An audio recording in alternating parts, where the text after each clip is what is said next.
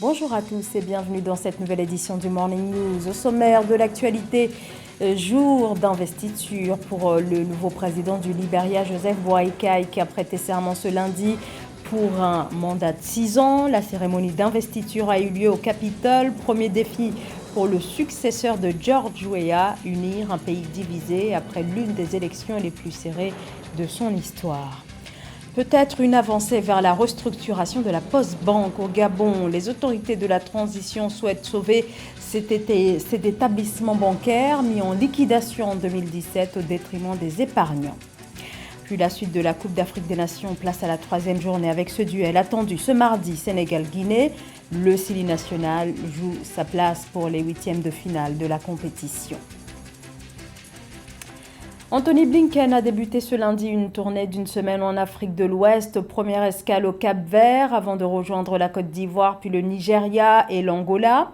Ce nouveau déplacement du chef de la diplomatie américaine intervient au moment où l'influence chinoise et russe est de plus en plus forte sur le continent africain, ce qui préoccupe les Occidentaux, dont les États-Unis, qui cherchent à réaffirmer leur présence géopolitique en Afrique. Cette visite d'Anthony Blinken dans la région intervient d'ailleurs quelques jours après que le ministre des Affaires étrangères de la Chine, Wang Yi, a effectué sa propre tournée en Afrique au cours de laquelle il s'est aussi rendu en Côte d'Ivoire. Et s'agissant de la visite du secrétaire d'État américain, il sera surtout question de croissance économique.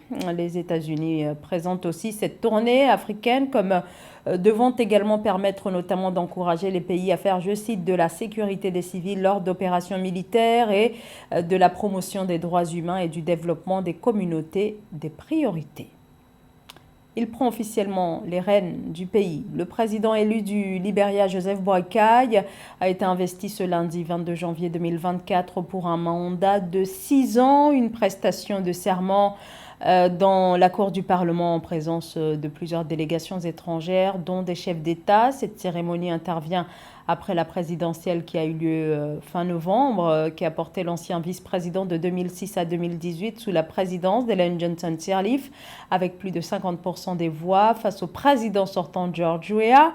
Le nouveau président entre en fonction alors que ce pays ouest-africain de 5 millions d'habitants attend des réponses concrètes quant à la lutte contre la pauvreté et la corruption. Je vous propose d'écouter le président Joseph Boakai. C'était ce lundi à son investiture. Cette journée marque la célébration d'une nouvelle étape dans notre démocratie. C'est un moment historique et de fierté pour tous les Libériens marqué par une transition pacifique du pouvoir entre deux présidents. Il s'agit d'un événement rare et d'une rupture avec notre passé récent. Je suis venu raviver l'espoir, nous repositionner sur notre chemin national. Je suis venu nous rappeler que même si le hasard de notre naissance a fait de nous un peuple diversifié, nous devons utiliser notre citoyenneté libérienne pour faire de nous un peuple unique, car seul un peuple uni peut construire une nation. Et où prévoyons-nous d'emmener le Libéria dans les 6 prochaines années ? Nous devons recentrer nos énergies politiques. La campagne électorale étant désormais derrière nous, j'embrasse tous mes compatriotes libériens d'ici et dans la diaspora.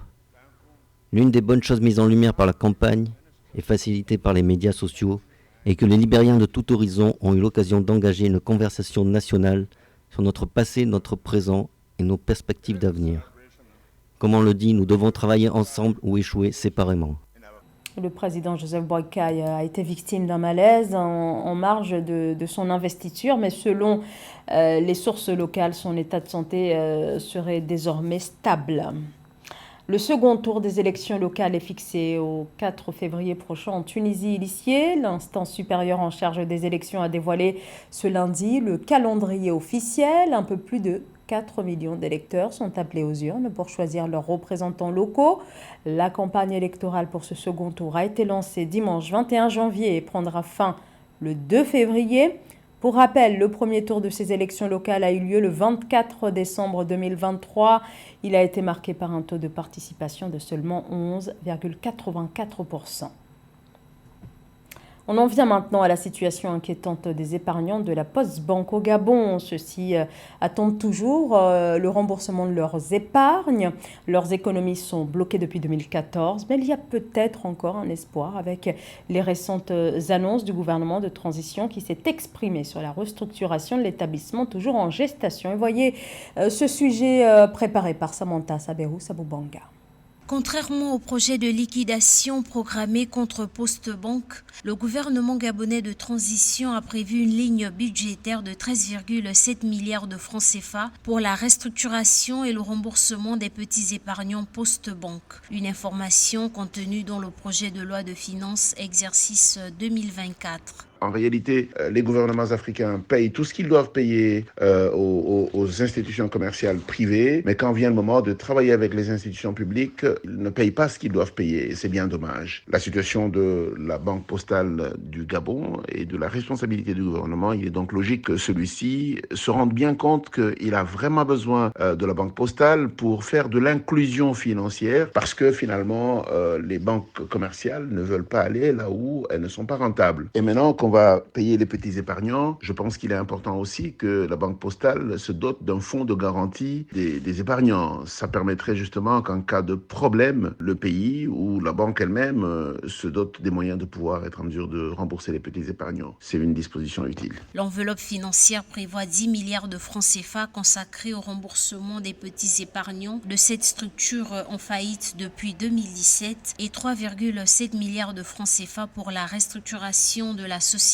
À travers ces fonds mis à la disposition de Postbank en 2024, l'État gabonais veut tenter de sauver cette structure publique de la faillite et apurer une partie de sa dette envers ses anciens épargnants. C'est donc un instrument de travail, un instrument d'inclusion financière et d'inclusion économique que veut se donner le gouvernement actuel du Gabon. Et je pense que c'est une excellente chose d'accepter ce sacrifice, d'ailleurs, qui est en fait le tribut à payer pour généralement une mauvaise gouvernance. Et c'est important que le gouvernement réhabilite la Banque postale et que celle-ci reparte de plein pied. Contenu dans le titre 6 relative aux autres dépenses de l'État, notamment celles relatives à la restructuration des entreprises, ces dotations budgétaires au profit des épargnants de Postbank viennent notamment s'ajouter à celles de Africa numéro 1, 386 904 635 francs CFA, autre structure de l'État dont la mauvaise gestion a conduit à la ruine, et 567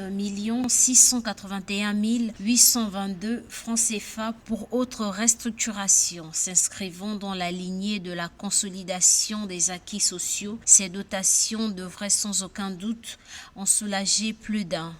Signature de protocole d'accord entre la Direction générale des douanes et les mairies de Mora, de Kofolata, Fotokol et Boura, situées dans la région de l'extrême nord du Cameroun, à proximité de la frontière avec le Nigeria.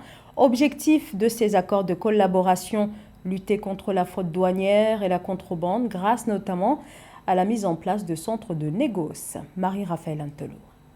Afin de lutter efficacement contre le commerce illicite et la contrebande, au Cameroun, la Direction générale des douanes et les mairies de Moura, Kolofata, Fokol et Boura ont signé le 17 janvier des protocoles d'accord de collaboration dans lesquels ils s'engagent à combattre la fraude douanière et la contrebande à travers notamment la mutualisation des actions de lutte contre le commerce illicite et frauduleux et la facilitation des échanges d'informations et du renseignement sur les circuits d'importation et d'exportation des produits. Les accords prévoient notamment la mise en place des centres de négoce dans ces communes de la région de l'extrême nord frontalière au Nigeria.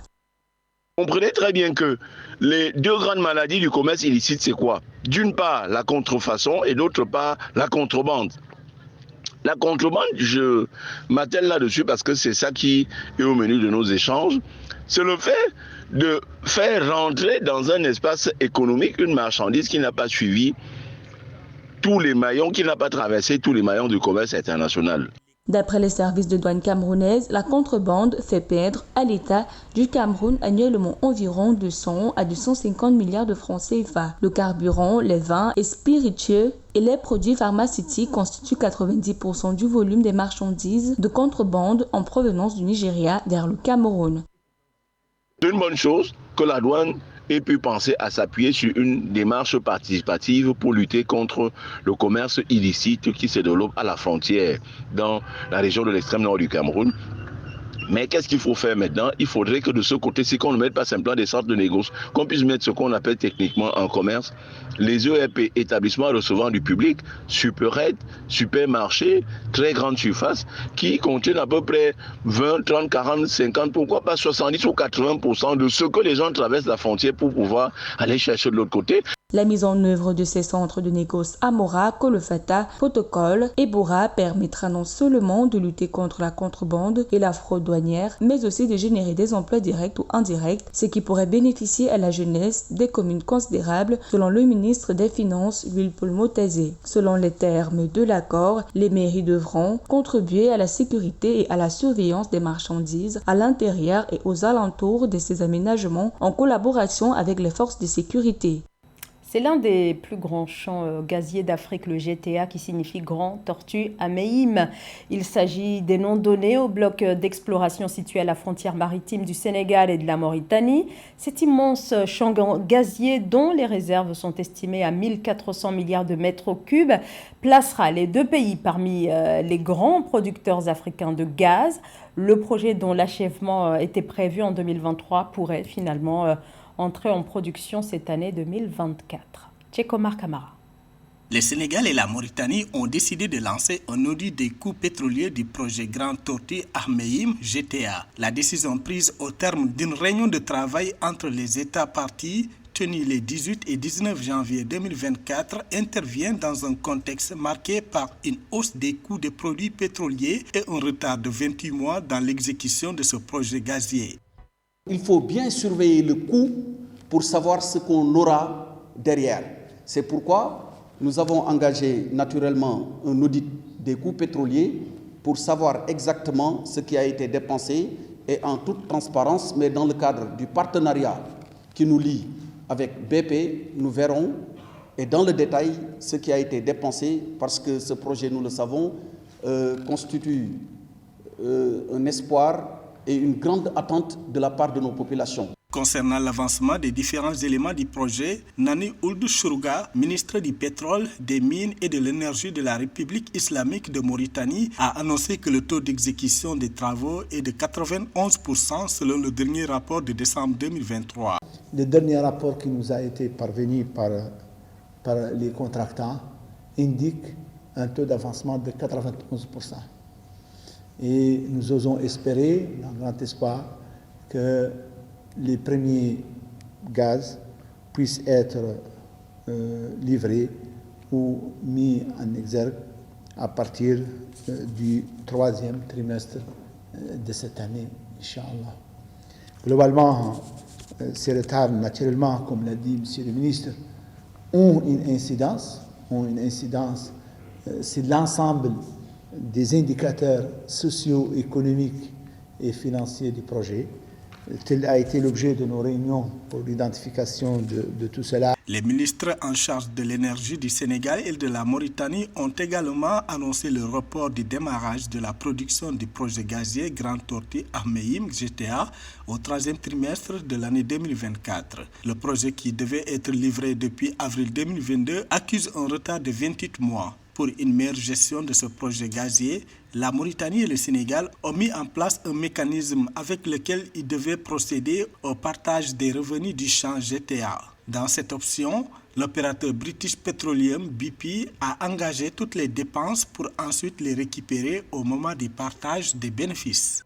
Et la suite de la troisième journée de la Coupe d'Afrique des Nations avec cette rencontre très attendue Guinée-Sénégal ce mardi 23 janvier. Les deux pays vont s'affronter pour la finale du groupe C. Le Sili national, qui a fait un grand pas vers une qualification pour les huitièmes de finale de cette CAN, aura fort à faire face aux Lions de la Teranga, les champions en titre. Nabila Kamara. Le Sili national de Guinée affronte les Lions de la Teranga ce mardi 23 janvier 2024 au compte de la troisième journée du premier tour de la 34e édition de la CAN Ivoire 2023. Après sa piètre performance face à la Gambie lors de sa deuxième sortie, les supporters guinéens pensent que l'élan est désormais pris par les joueurs de Kaba Diawara pour la conquête du trophée. Mais il faut revoir certains paramètres techniques et le type de classement pour contrecarrer les Lions de la Teranga, tenant du titre. La prestation de l'équipe nationale Sili de Guinée, c'est positif chez moi. Demain, on va battre le Sénégal. Ça, rien à dire. Il n'y a pas de match entre Guinée et Sénégal. Ils vont se battre pour battre le champion d'Afrique. Et demain, on sera le champion d'Afrique. Demain, c'est une rencontre très sérieuse parce que nous jouons avec le détenteur du trophée de l'an passé. Donc vraiment, je pense bien que demain, Sili va gagner. Dans quelques heures, Guinéens et Sénégalais vont être aux prises pour se disputer les 3 points de leur premier à cette 34e édition de la CAN. À Conakry, les avis des supporters convergent notamment sur la performance des joueurs guinéens. Cependant, à côté des réglages techniques préconisés, le sélectionneur est appelé à renforcer l'harmonie entre ses joueurs pour espérer battre le Sénégal de Sadio Mané. Le vrai enjeu du match, c'est au côté guinéen, parce que le Sénégal a déjà ses 6 points, or que la Guinée n'a que 4 points et le Cameroun a la possibilité d'avoir les mêmes 4 points que la Guinée. Il faut que Kaba Diawara met une équipe très solide, même s'il ne joue pas la victoire, mais il faut qu'il joue un match nul pour que la Guinée puisse avoir les 5 points. À quelques heures du coup d'envoi de cette affiche, l'ambiance est électrique dans la capitale guinéenne. Les supporters du Sili national pensent que l'équipe va faire une démonstration de force et remporter les 3 points de cette confrontation. La CAN va donc se poursuivre ce mardi avec la suite de la 3e journée de la compétition. Et voici le programme de ce 23 janvier avec les très attendues rencontres au Cameroun-Gambie, Sénégal-Guinée, tenue en échec face à l'Angola et face au Burkina Faso. Les Algériens, eux, affronteront la Mauritanie lors du 3e et dernier match de la phase de groupe. Les Fennecs jouent leur qualification pour les 8e de finale. Autre rencontre, l'Angola face au Burkina Faso lors de l'ultime journée. Un match décisif pour ces deux équipes qui occupent actuellement la première position du groupe D. Et c'est la fin de ce journal. Merci à vous tous de nous avoir suivis. Restez avec nous sur Africa 24.